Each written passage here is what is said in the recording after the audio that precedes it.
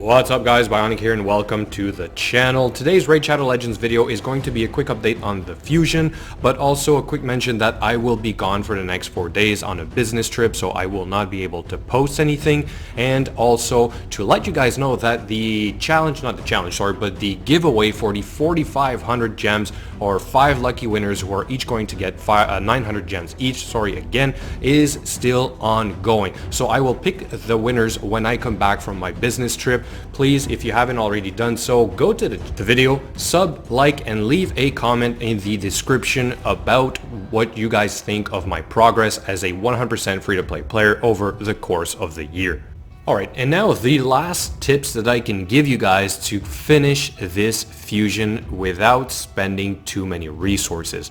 I quickly mentioned it in my last video. I think I'll be able to do this one without spending a single gem. So it'll be 100% free to play, but also literally free in terms of resources, aside from, of course, the saved up energy that I've had and the shards that I had saved up as well. So I finished Azure. I mentioned that yesterday as well. Fang Cleric I pulled from a shard while doing the first summon rush. So that means that I did not have to use my Reliquary Tender, and that also means that I did not have to get Fleshmonger. Okay, so that saved about 2,000 energy, not having to get this guy from the, if I'm not mistaken, it was a Dragon tournament, or was it, no, it was the Ice Golem tournament, sorry, the first tournament on the 17th.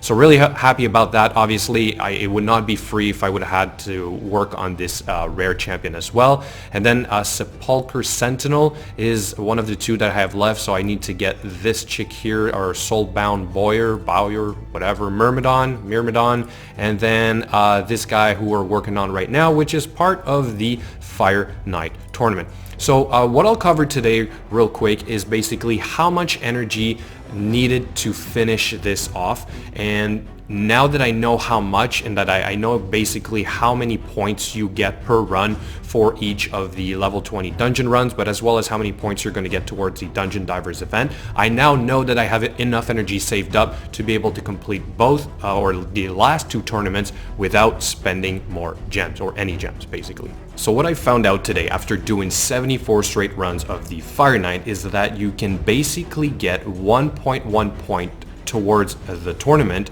for 1 energy spent in the dungeons level 20. Okay, so the 74 runs cost me 1,184 energy, and then that generated the points that you see here, so 1,290. So that sort of rounds up to 1.1. It's actually 1.089 if you guys want to be accurate.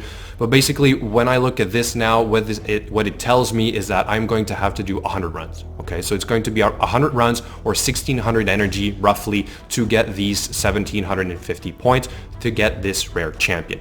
Now, that 1,600 energy, obviously you don't generate that over 2 days, but if you save up some resources, you should have enough, and I've done it with this one. And like I said, I'll have enough to do the Fire Knight as well. Sorry, not the Fire Knight, but the upcoming Dragon. And the way I've done this, obviously, is just by stockpiling on extra energy anywhere that I could, using the daily, and then also, sorry, not here, but using the weeklies.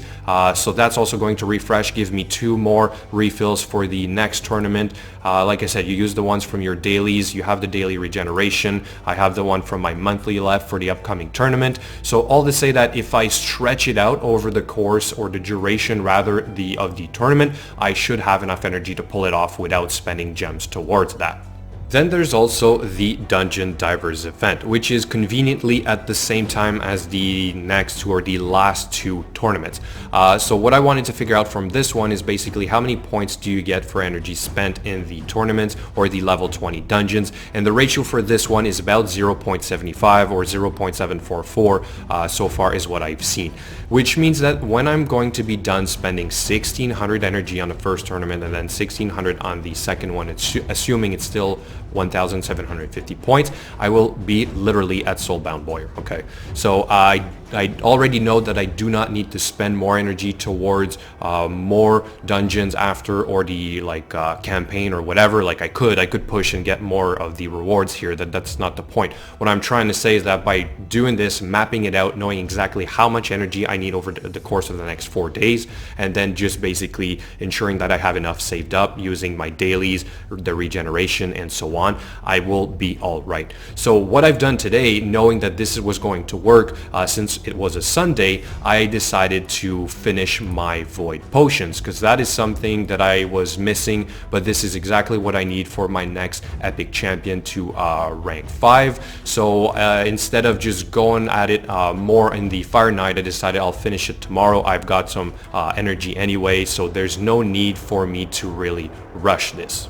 Anyway, one last look at the calendar that I prepared for you guys, just so that maybe it's going to make a little bit more sense. But today the champion training event is finishing. I got the 80 gems reward. I did not need fencers, so I did not push for that.